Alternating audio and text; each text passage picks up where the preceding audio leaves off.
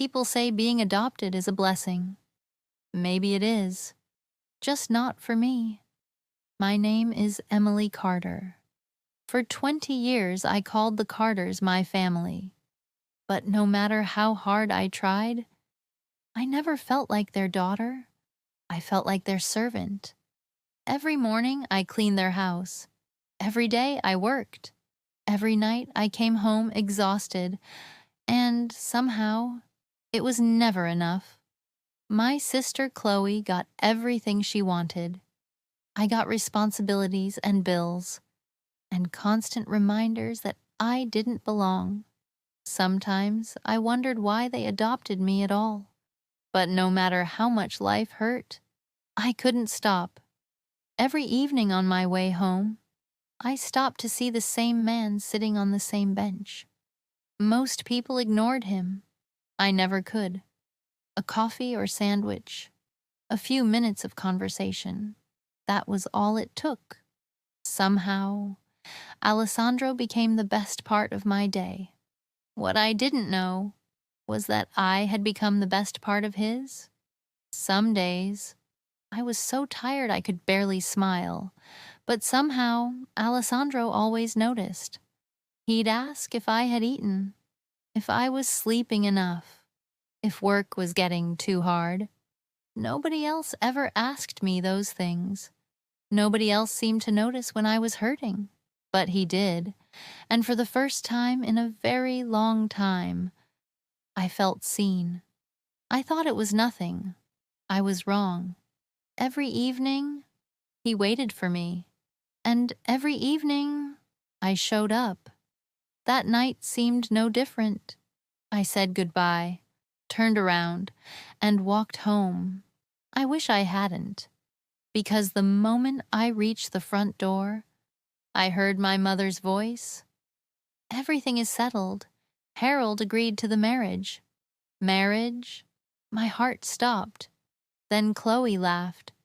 He's old enough to be her grandfather. The room exploded with laughter.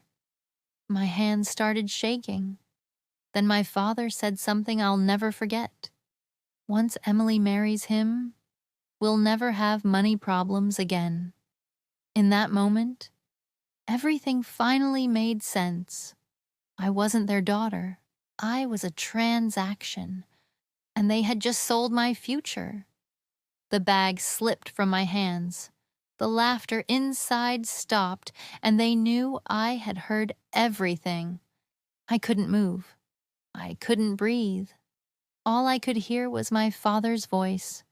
Once Emily marries him, we'll never have money problems again. To them, my future had a price tag, and they had already accepted the offer. I wanted to run, but before I could move, the front door opened. My mother was standing there, and she knew I had heard everything. The next hour felt like a nightmare. They didn't deny it. They didn't apologize. Instead, they told me I should be grateful. Grateful for being sold to a man old enough to be my grandfather. When I refused, my mother slapped me. Then she said something that broke my heart. You owe us, after everything we've done for you. For the first time in my life, I stopped trying to earn their love, because I finally understood. It was never mine to earn. That night, I packed a small bag, and I left. I didn't know where I was going. I only knew I couldn't stay. My feet carried me through the city, past empty streets, past closed stores, past every place that had ever felt familiar, until I found myself standing in front of the park. And there he was, Alessandro.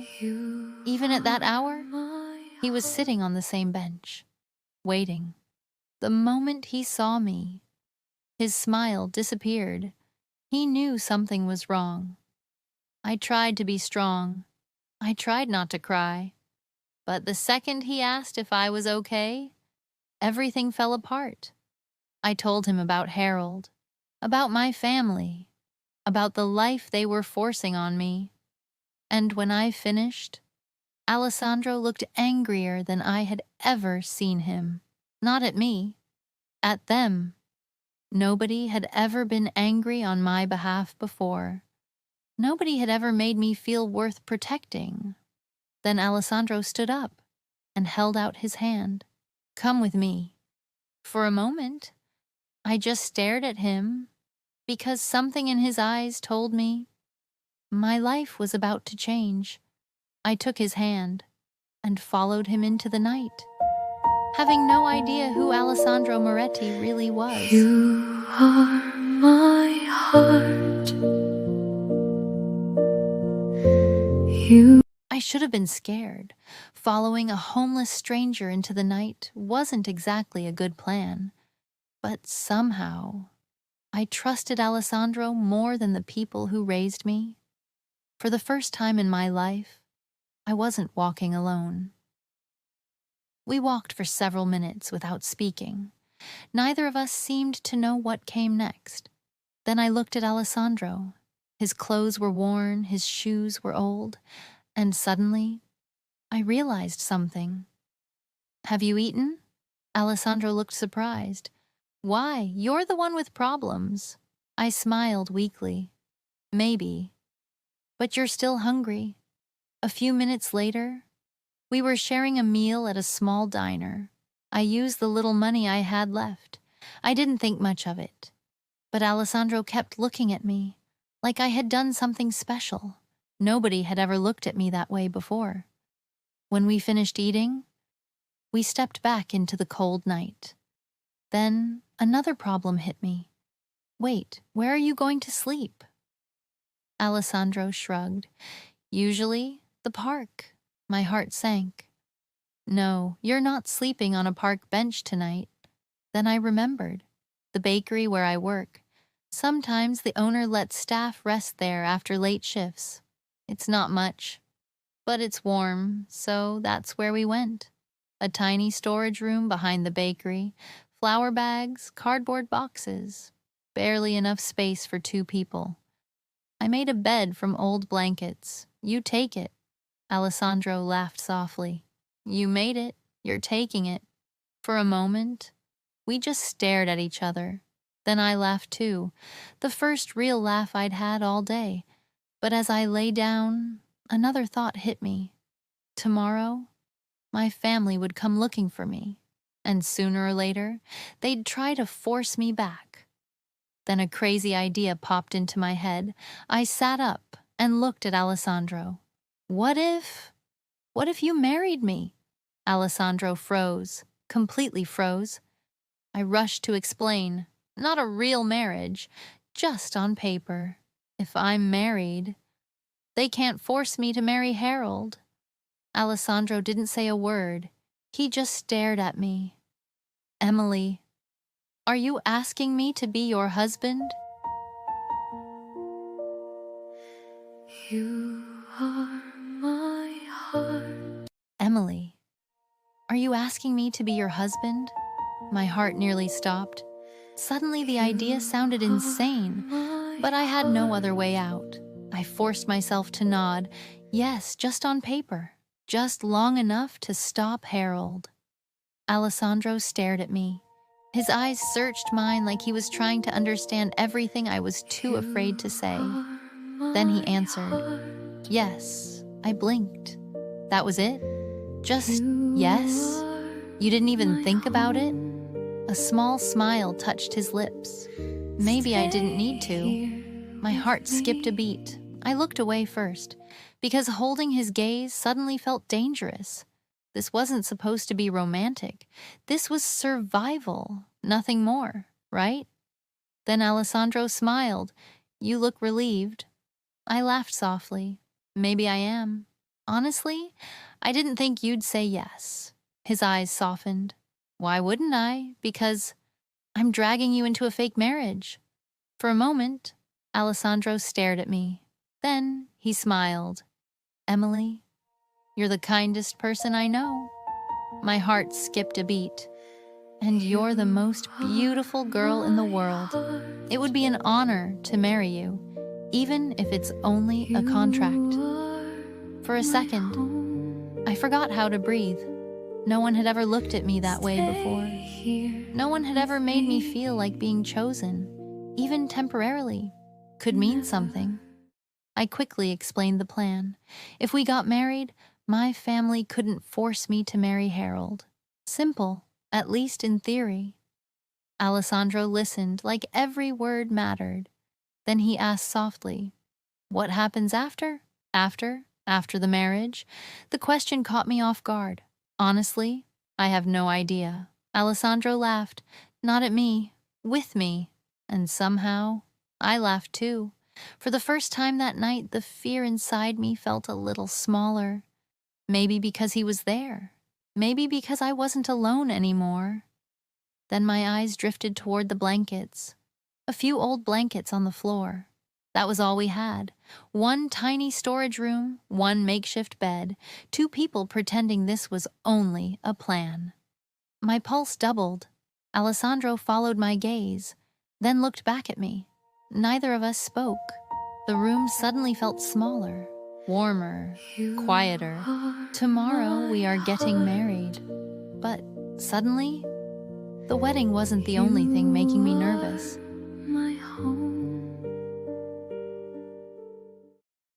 Tomorrow, we were getting married, but suddenly, the wedding wasn't the only thing making me nervous.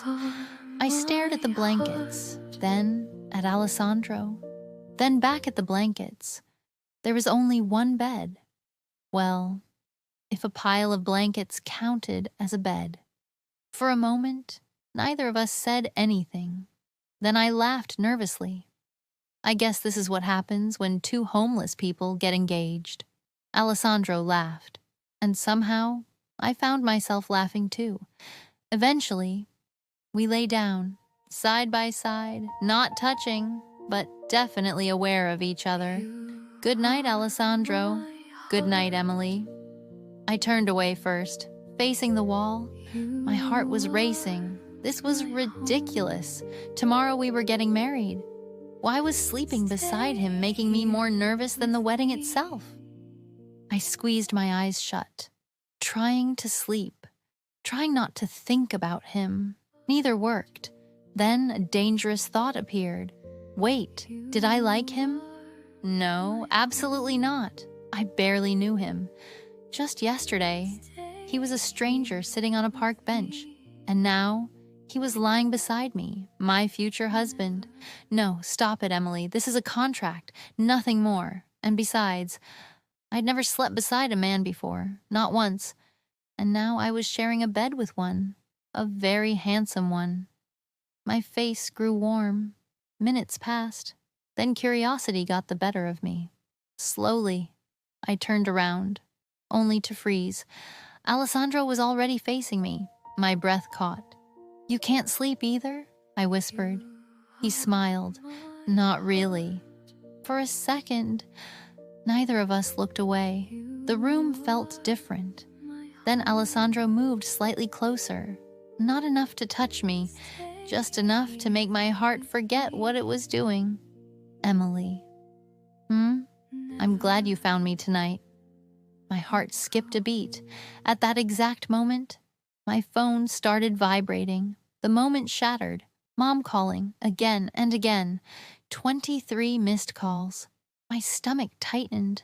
Tomorrow, we'll get married. I whispered it more to myself than to him, but Alessandro heard. And when I looked at him again, he was smiling. As I drifted to sleep, I missed the way Alessandro looked at me, like he knew something I didn't. I woke up to warmth. For a second, I forgot where I was. Then I remembered. The bakery, the blankets, Alessandro. His face was closer than I expected, too close. My heart panicked before I did. I quickly sat up. "Good morning, Emily." I froze. He was already awake. And smiling. Why was he always smiling at me like that? "Good morning," I mumbled. His eyes were already on me. A few minutes later, we left the storage room together. The morning air felt different. Maybe because today, I was supposed to get married. A fake marriage. At least that's what I kept telling myself. Outside the bakery, Alessandro stopped. "I'll wait for you." My heart did that thing again, the one it only seemed to do around him. I hurried inside before he could notice. The morning was a blur. I couldn't focus. Every thought somehow led back to Alessandro. Then my boss called me into the office. Immediately, I panicked. "Emily, relax. You're not in trouble." She laughed, then handed me an envelope. "I want to thank you. You covered extra shifts. Customers love you." I opened the envelope. Inside was a bonus check. My eyes widened. It was enough for rent, enough for a deposit, enough to finally start over. For a moment, I couldn't speak. Then another thought hit me. "Alessandro, can I a few hours off?" My boss smiled. "Go, before I change my mind." I practically ran out of the bakery, and there he was, waiting, exactly where he promised. The moment he saw me, he smiled, and I ran faster. "Alessandro, I got a bonus." His eyes widened. "Really?" I nodded excitedly. "We can do this now." "Do what? Get married?" For a second, he just stared at me, then smiled. A soft smile that made my heart race. "Are you sure?" "No, I'm terrified, but I'm more scared of losing this chance." For a moment, neither of us spoke. Then Alessandro offered me his hand. Together, together. An hour later, we were inside City Hall. My hands trembled as I signed. Emily Carter, soon to be Emily Moretti. Then Alessandro signed his name. The clerk took his ID, then froze. Her smile vanished. She looked at the card, then at him. "Mr. Moretti? You are Mr. Moretti. This can't be true, sir. You are the most. This can't be real. Sir, you are." Alessandro cleared his throat. "The homeless man who sleeps across the street." The clerk blinked. Then Alessandro smiled calmly. "We're here for a marriage certificate." The woman immediately lowered her eyes. "Oh, of course." Something about her reaction felt strange. A few minutes later, she handed us the certificate. "Congratulations, Mr. and Mrs. Moretti." My breath caught. Mrs. Emily Moretti. The name felt unfamiliar, but somehow not wrong. Outside City Hall, the wind almost blew the certificate from my hands. Alessandro caught it before it could fly away. Our fingers touched, and somehow, that tiny touch made my heart race all over again. So, what now, wife? Wife. That word needed to stop affecting me immediately. I laughed nervously. "Now we find somewhere to live before I panic and run away." "Too late. You're already legally trapped." A few hours later, we found a tiny apartment, small kitchen, tiny living room, one bedroom, and one couch. The moment we walked inside, reality finally hit me. We were married, and now we were living together. Alessandro placed our bags down. "So, ground rules?" I immediately nodded. "Yes, definitely ground rules. First, this marriage is temporary, 1 year, then we divorce." Alessandro nodded calmly. "Okay. Second, no intimacy, absolutely none." His eyebrows lifted slightly. "None? This is still a contract marriage, not a real one." Something flashed across his face for a second. Disappointment. But it vanished quickly. "And third," I swallowed hard, "I'm still a virgin, and I want my first time to be to the love of my life, and I don't really know you, so you sleep on the couch. I take the bed. For the first time." Alessandro looked genuinely surprised. Then his expression softened. "Emily, you don't have to explain yourself to me." My heart skipped. I quickly looked away. "Good. Then we're agreed. 1 year, no intimacy, separate sleeping arrangements. And before we divorce, I'll help you find a job." Then Alessandro smiled again. That dangerous smile. "You planned our entire future already?" My face instantly grew hot. I was just being practical. Of course. Wife. The first few weeks of marriage felt normal, too normal. Every morning, I woke up expecting Alessandro to disappear, but he never did.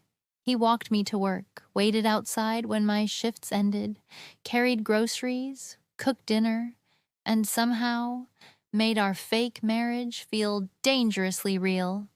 The worst part? I was getting used to him, very used to him. We laughed together, teased each other, argued over stupid things, like whether pineapple belonged on pizza, or why he somehow folded my clothes better than I did. Sometimes I caught myself staring at him when he wasn't looking, and sometimes I caught him staring too. The strange part? Alessandro never once crossed the line. Not once. No flirting, no pressure, no touching unless it happened accidentally. And somehow, that only made it worse, because the safer he made me feel, the harder it became to remember this marriage wasn't real.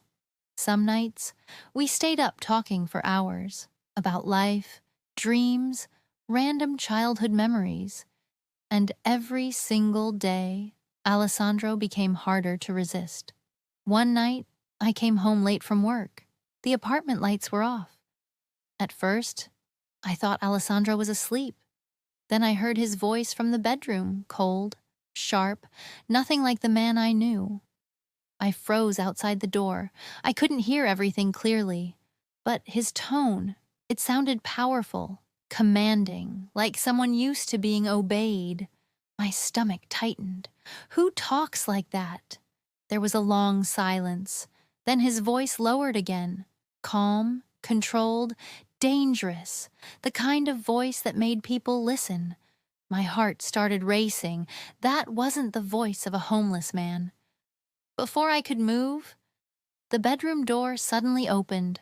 Alessandro froze when he saw me standing there.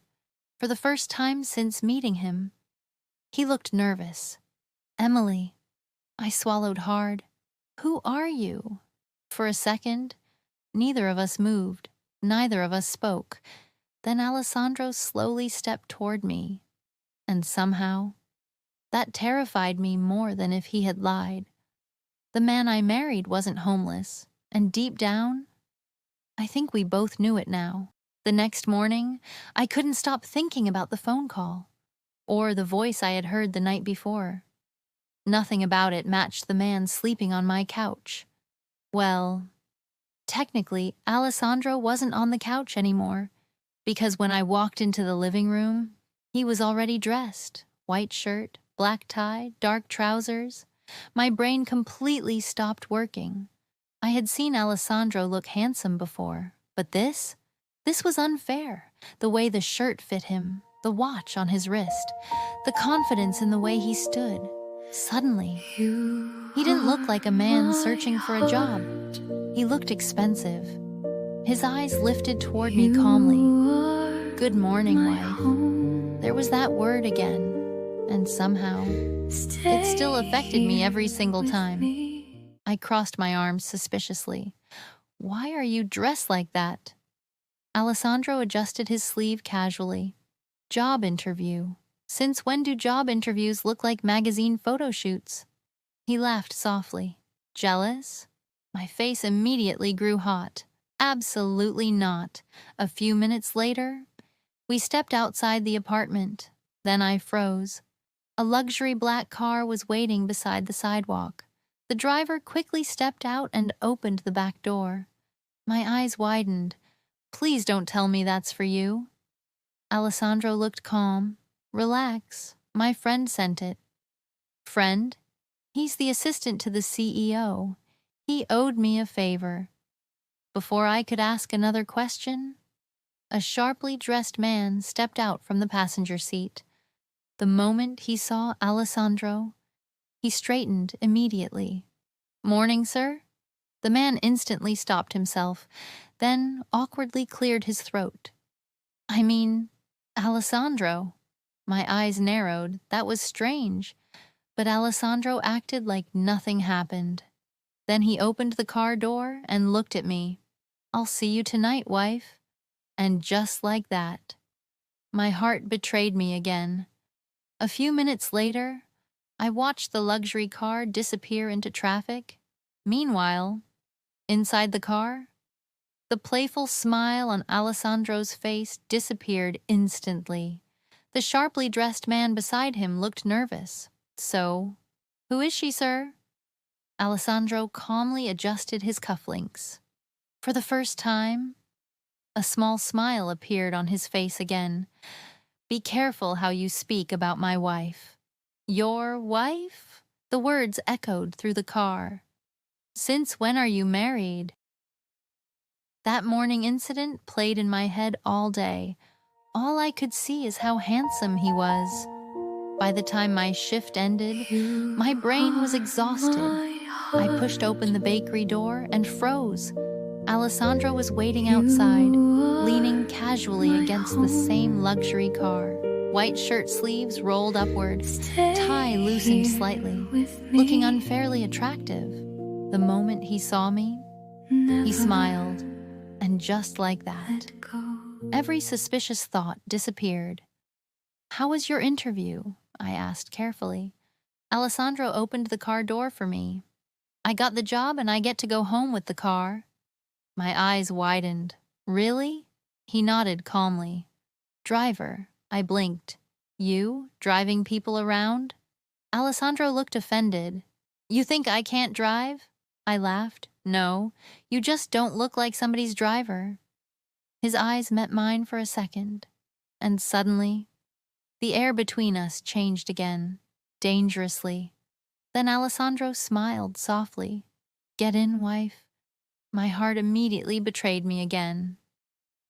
A few minutes later, we stopped outside a luxury restaurant. I stared through the window in shock. Drivers don't eat in places like this. Alessandro looked calm. Employee discount. That sounded fake. Very fake. But before I could argue, he gently took my hand and led me inside. The entire restaurant suddenly felt strange. Some people stared, others whispered. Then the manager rushed toward us nervously. Good evening, sir." He stopped himself instantly, then forced a smile. "I mean, welcome." My eyes narrowed immediately. There it was again. "Sir." As we followed the manager, I leaned closer to Alessandro. "Why does everyone keep calling you sir?" For the first time all evening, Alessandro hesitated, then smiled smoothly. Maybe I just look important. That answer somehow raised even more questions. Dinner should have been awkward. Instead, it felt terrifyingly natural. We laughed, teased each other, shared dessert. Then suddenly, a woman's voice shattered everything. Alessandro, both of us turned. A stunning woman stood near our table. Elegant dress, cold, beautiful eyes locked directly onto Alessandro. But the moment she looked at me, her expression changed instantly. Then her eyes dropped to my wedding ring. Her voice turned dangerously quiet. "You got married?" For a second, nobody moved. Nobody spoke. The beautiful woman kept staring at Alessandro, and Alessandro kept staring at her, like they already knew each other. My stomach tightened instantly. This was the first person I had ever met who actually knew him. Not the version of Alessandro I knew, not the man sleeping on my couch, the real Alessandro. The woman slowly stepped closer, elegant, beautiful, intimidating, and clearly furious. Alessandro stood calmly, completely unfazed by her presence. Then, suddenly, he looked toward me and reached for my hand. My heart skipped instantly. "Isabella, meet my wife." "Wife?" The woman's expression shattered immediately. "You got married?" Her voice sounded sharp, dangerously sharp. I looked between them nervously, then finally asked the question burning inside me. "Who are you?" The woman let out a soft, bitter laugh. "I'm Isabella, Alessandro's fiancée." My heart stopped. Fiancé? Slowly, I turned toward Alessandro, waiting for him to deny it. He didn't. The silence hurt more than if he had answered. Then Isabella smiled coldly. Interesting. He disappears without a word, then suddenly comes back married. To you, the way she said you made my stomach twist. Enough! Alessandro's voice turned cold instantly. The single word changed the entire atmosphere. Even Isabella looked surprised. For the first time all evening, I realized something terrifying. Alessandro wasn't intimidated by her at all. If anything, she was intimidated by him. Then Isabella laughed again, but this time it sounded bitter. Before I could ask another question, she turned and walked away, leaving silence behind her. Heavy silence. I looked at Alessandro, my pulse racing. Fiancé, the word kept echoing inside my head. Suddenly, I couldn't breathe properly. Without saying anything, I grabbed my bag and stood up quickly. Emily, I didn't stop. I walked out of the restaurant fighting back tears, because the worst part wasn't that Alessandro had lied. It was realizing I had already fallen for him. And suddenly, the truth hurt more than I expected. Somewhere along the way, I had fallen for my husband, but our marriage was fake, and the man I loved already belonged to someone else. I cried the entire way home, not loudly, not dramatically, just quiet tears I couldn't stop, because no matter how hard I tried to deny it, the truth was obvious now. I had fallen for Alessandro. The problem? He already belonged to someone else. By the time I reached the apartment, my chest hurt. I quickly wiped my face before opening the door. But the second I stepped inside, I froze. Alessandro was already there, waiting. For a moment, neither of us spoke. Then he slowly stepped toward me. Emily, don't! My voice cracked embarrassingly. I looked away immediately. You should have told me. Alessandro ran a hand through his hair. It's complicated. I laughed bitterly. That's what people say when they're hiding things. I never wanted to hurt you. That only made it worse, because somehow I believed him. I turned toward him slowly. Are you engaged? The room became painfully quiet. Then Alessandro answered softly. It was arranged. My stomach twisted. Was? His eyes locked onto mine. I never loved her. For some reason, that hurt even more, because my stupid heart immediately cared about that answer. I crossed my arms tightly. Then why didn't you tell me? Alessandro stepped closer. Because everything changed when I met you. My breath caught. Dangerous. That answer was dangerously unfair, especially now, especially after my heart was already involved. I looked away first. This marriage was supposed to be fake. 1 year, no feelings, no complications. Alessandro's voice softened. Was it fake for you? My heart stopped. For a second, I couldn't answer, because suddenly, I wasn't sure anymore. Then Alessandro stepped even closer, close enough for me to feel his warmth. Emily, look at me. I shouldn't have. I really shouldn't have. But I did, and that was my mistake. Because the second our eyes met, everything disappeared again. The anger, the confusion. There was only Alessandro. Only the man I was trying very hard not to love. Then his hand slowly lifted toward my face. My entire body froze. He hesitated for half a second, like he was giving me a chance to stop him. I didn't. His fingers brushed my cheek gently. And suddenly, Alessandro spoke. I think I stopped pretending this marriage was fake the moment I fell in love with you. My heart stopped. The words echoed painfully inside my head. And the worst part? A part of me had wanted to hear them for a long time. But then reality hit me. Hard. He had a fiancé. And no matter how much my heart wanted him, I couldn't survive being hurt again. Not after everything I had already been through. Not after spending my whole life feeling abandoned, used, disposable. So I did the only thing that felt safe.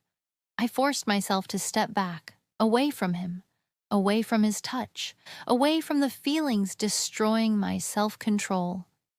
Alessandro's expression changed instantly. "Emily?" "No," I shook my head quickly. "No, you don't get to say things like that, not when you're engaged." His jaw tightened. "I told you, it was arranged, but you still belong to her first." The words came out more painfully than I intended. For a moment, neither of us spoke. Then Alessandro stepped closer again. I stepped back immediately. "Don't." That seemed to hurt him. Good, because I was hurting too. This was supposed to be temporary, 1 year. That was the agreement, no feelings, no complications. But somewhere along the way, everything became real. Too real. Alessandro stared at me silently, then finally spoke. "Do you love me?" My breath caught. Dangerous question. Very dangerous, because the answer was yes. Terrifyingly yes. But loving Alessandro felt like standing too close to a fire. Beautiful, warm, and guaranteed to destroy me eventually. So I lied. No. The single word nearly shattered me, because I saw the exact moment it hurt him. But Alessandro didn't move, didn't argue, didn't beg. He just looked at me quietly, like he knew I was lying, and somehow that made it even harder. Then I felt tears burning my eyes again. I quickly looked away. "I can't do this, Alessandro. I can't fall in love with someone who's already promised to another woman." My voice cracked completely. For the first time in years, I felt my heart breaking in real time. Then quietly, almost painfully, I whispered the words I didn't want to say. "You should move out. Maybe, maybe you should move out." The words hung painfully in the air. For a second, Alessandro didn't react. He just stared at me silently, like he couldn't believe I had said it. Then, finally, he looked away. "If that's what you want." The calmness in his voice hurt more than if he had shouted. Because deep down, I didn't want him to leave. I wanted him to fight for me, to choose me. But how could he? He already belonged to someone else. Without another word, Alessandro walked toward the couch and grabbed his jacket. Every step felt like my chest was being ripped apart slowly. Then, suddenly, he stopped, his back still facing me. "Emily." I closed my eyes immediately, because hearing him say my name like that was my weakness. I meant what I said. My heart cracked even more. "Please don't," I whispered.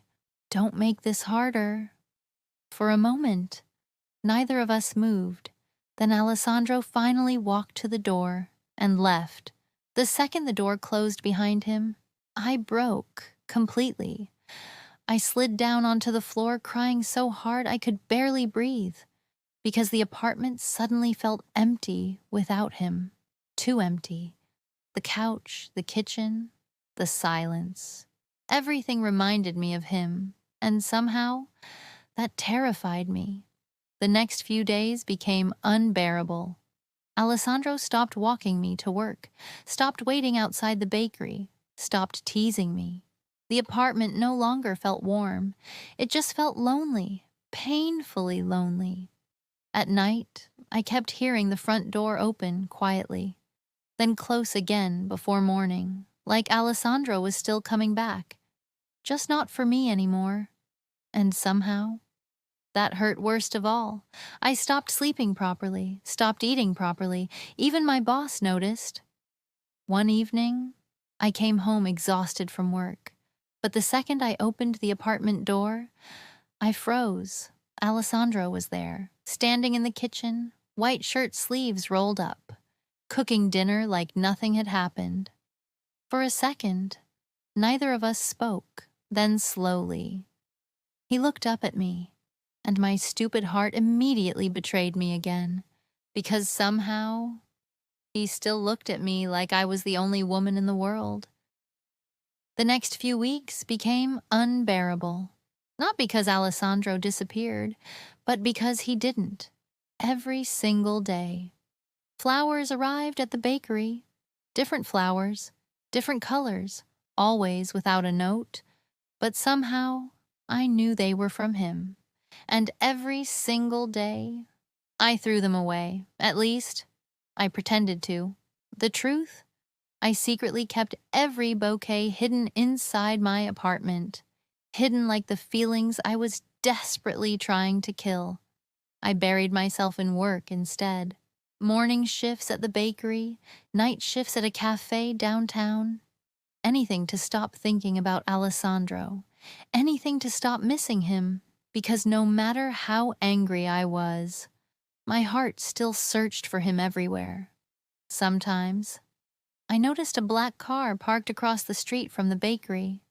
Other times, I caught glimpses of Alessandro standing far away, watching me quietly, never approaching, never speaking, like he missed me too. But I refused to let myself care anymore, because loving Alessandro felt dangerous now. One afternoon, while walking home from work, I stopped in front of a fashion design college. My chest tightened instantly. For years, fashion had been my dream, the dream I buried while surviving, paying bills, taking care of everyone except myself. Before I could overthink it, I walked inside. A week later, I enrolled.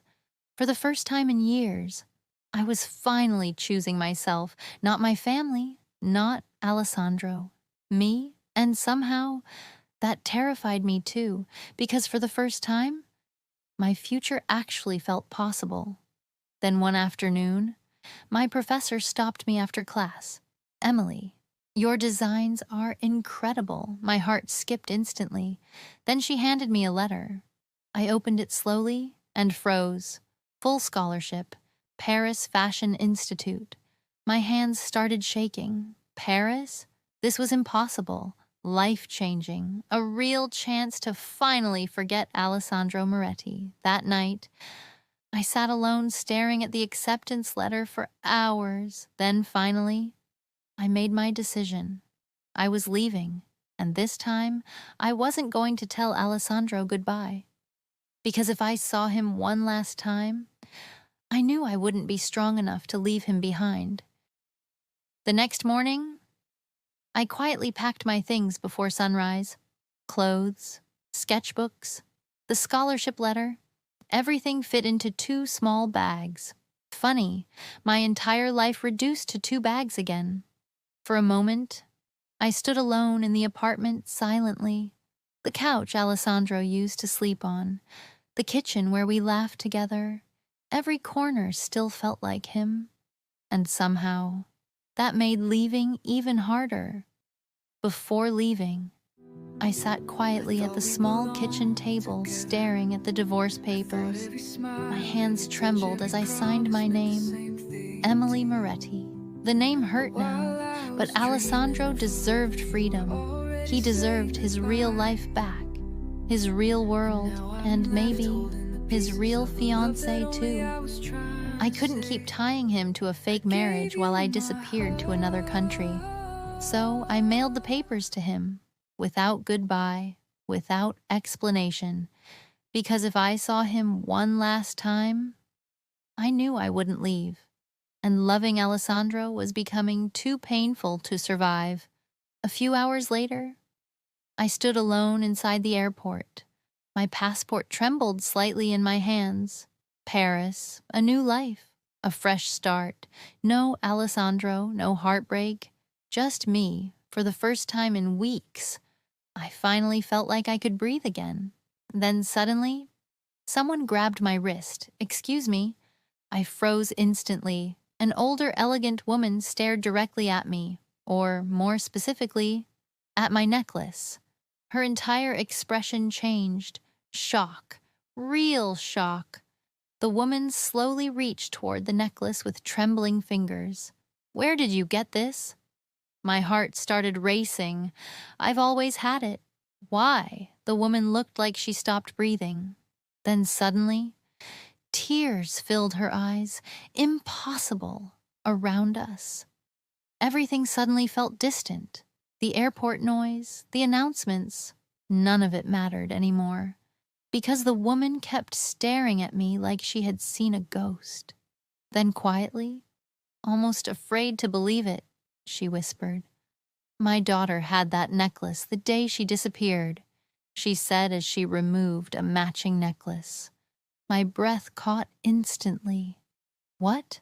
The woman looked at me with trembling eyes.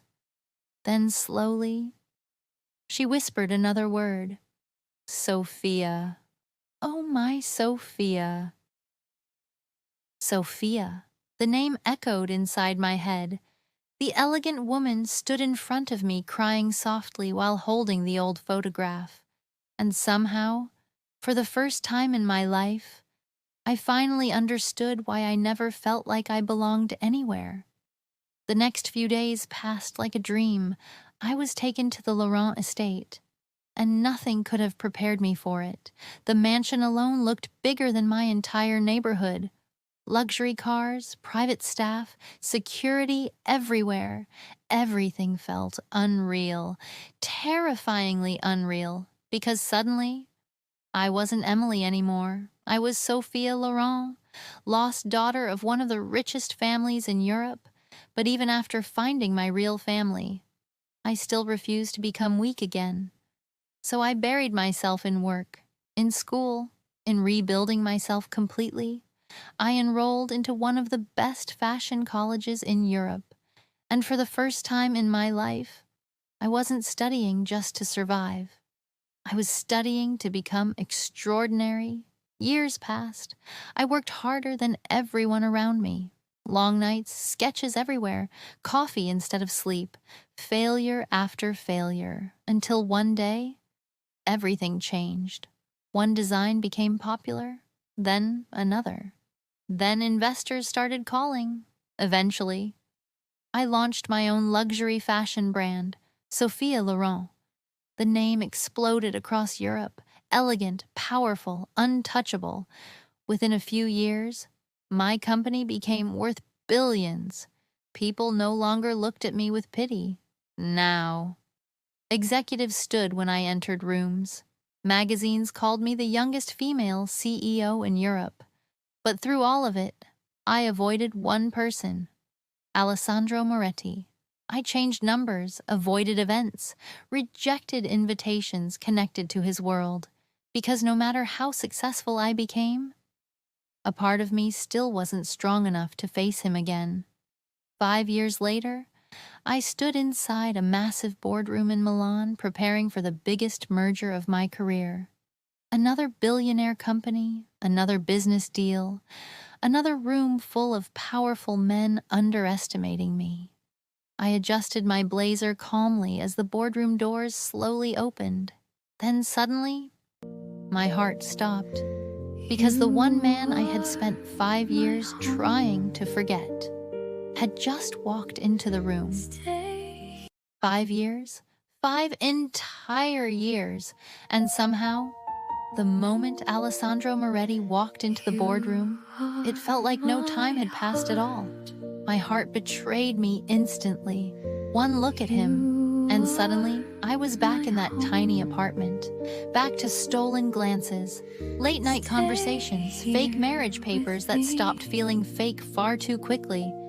But Alessandro looked different now, sharper, colder, more dangerous. The soft, homeless man I once knew was gone. This man looked powerful enough to destroy entire companies with a single sentence, and somehow, he looked even more handsome than before, which honestly felt offensive. The boardroom slowly fell silent. Executives stood nervously. Assistants rushed around adjusting documents, but Alessandro never looked at any of them. His eyes stayed locked on me, completely frozen. like he couldn't believe I was real. For a second, neither of us moved, neither of us spoke. Then one of the executives cleared his throat awkwardly. "Mr. Moretti, would you like to begin the merger discussion?" Merger? My stomach tightened instantly. This was his company? Of course it was, because apparently fate enjoyed humiliating me. Slowly. Alessandro pulled his eyes away from me, then calmly. He took the seat directly across from mine. The tension inside the room became unbearable immediately, because everyone else saw a business meeting. But Alessandro and I, we saw 5 years of heartbreak sitting between us. The executive beside me leaned over quietly. "Miss Laurent, should we proceed?" I forced myself to straighten my posture. Professional, cold, untouchable, the same mask I had spent years perfecting. Yes, my voice came out calm. Thankfully, even though my heart was seconds away from exploding, the presentation began. Numbers, contracts, partnership projections.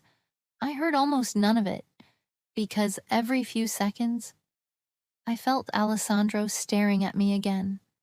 Then suddenly, a document slid across the table toward me. I frowned slightly, until I saw the handwriting at the top.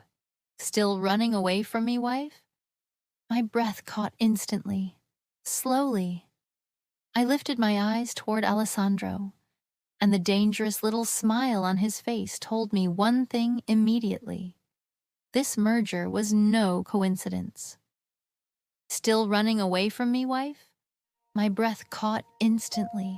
Slowly, I lifted my eyes toward Alessandro, and the dangerous little smile on his face told me one thing immediately. This merger was no coincidence. I quickly closed the document before anyone noticed, then forced myself to look away from him. Professional. Stay professional. That was the only thing keeping my heart from completely collapsing. The meeting continued. Executives spoke. Numbers filled the screens. Contracts moved across the table. But the tension between Alessandro and me became impossible to ignore. Because every single time I looked up, he was already watching me. Finally, the meeting ended. People slowly left the boardroom until only Alessandro and I remained. I grabbed my files immediately, but before I could leave, his voice stopped me. "Sophia." The sound of my real name on his lips nearly shattered me.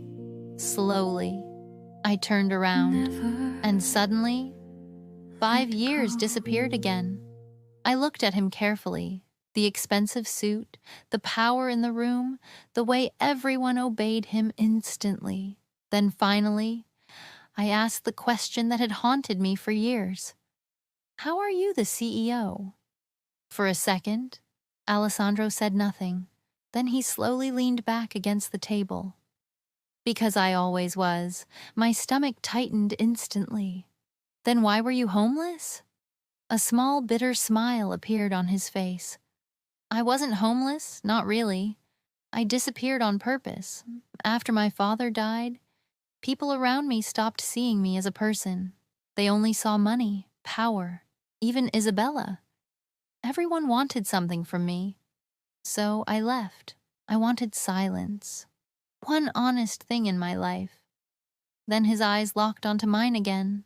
"Then I met you." My chest tightened painfully, because suddenly, everything made sense. The bakery, the fake job, the apartment, the way people reacted around him. All of it. I laughed softly in disbelief. So the homeless man across the street was actually a billionaire CEO? Alessandro smiled slightly. Only for a little while. Then his expression softened completely. "But the way I felt about you, that part was always real. My heart betrayed me instantly. Because after 5 years, I still loved him exactly the same way. But the way I felt about you, that part was always real. My heart betrayed me instantly. Because after 5 years, I still loved him deeply. The realization terrified me. I quickly stepped back. No. I shook my head immediately. You don't get to do this? Alessandro frowned slightly. Do what? Walk back into my life looking like that? Saying things like that? Like you didn't completely destroy me. My voice cracked embarrassingly. For a moment, Alessandro just stared at me silently. Then, slowly, he reached into his inside pocket. The divorce papers, unsigned. My heart stopped completely. You kept them? Alessandro's eyes never left mine. For 5 years, the room suddenly felt too small, too warm, too dangerous. I stared at the papers in disbelief. You never signed them? Alessandro stepped closer slowly. I told you before. I never wanted the divorce. My chest tightened painfully. Then why didn't you come after me? A small, bitter laugh escaped him. Sophia, I searched for you for 5 years. My breath caught instantly. What? His jaw tightened slightly. You changed numbers, moved countries, avoided every event connected to my world. Every time I got close, you disappeared again. The way he said it, like those 5 years had hurt him too. Then Alessandro looked at me quietly. Do you know how many times I almost walked into your fashion shows? How many interviews I watched just to hear your voice again? My heart was breaking all over again, because suddenly I realized something terrifying. While I spent 5 years trying to forget him, Alessandro had spent 5 years trying to find me. Then slowly, he stepped even closer, close enough to make breathing difficult. You left without saying goodbye. His voice softened painfully. Do you have any idea what that did to me? I looked away immediately. Big mistake. Because Alessandro gently tilted my chin back toward him. And suddenly, the tension between us became unbearable. 5 years disappeared instantly. There was only him, only us. Then quietly, almost like a confession, Alessandro spoke. I've loved you from the moment you brought me that first coffee. I think I've loved you from the moment you brought me that first coffee. My heart shattered completely. Because after 5 years, I still loved him too. For a moment, neither of us moved. Neither of us spoke. We just stood there staring at each other, like we were trying to recover 5 years with one look. Then Alessandro slowly stepped closer, and this time, I didn't step away. His fingers gently brushed against my cheek, like he was terrified I would disappear again. Sophia. The way he said my name nearly destroyed me. I searched for you everywhere. My chest tightened painfully. Then suddenly, Alessandro pulled me into his arms, and for the first time in 5 years, I let myself hold him again, because somehow, it still felt exactly the same, safe, warm, home. I missed you, I whispered against his chest. Alessandro closed his eyes tightly. You have no idea what those words just did to me. Then slowly, he lifted my chin and kissed me, softly at first, almost carefully, like he was giving me time to stop him. I didn't. My hands immediately grabbed his jacket as he pulled me closer against him, and suddenly, the kiss deepened, slow, passionate, painfully intimate. 5 years of heartbreak poured into one single moment. And when we finally pulled apart, neither of us could breathe properly. Then Alessandro rested his forehead against mine and smiled softly.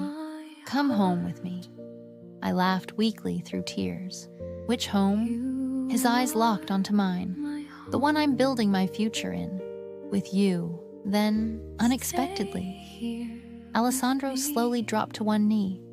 Sophia Laurent, the first time you married me, you were trying to save yourself, but this time, I want forever? He opened a small ring box, and inside was my original wedding ring, the same one from our contract marriage, only now. It wasn't fake anymore.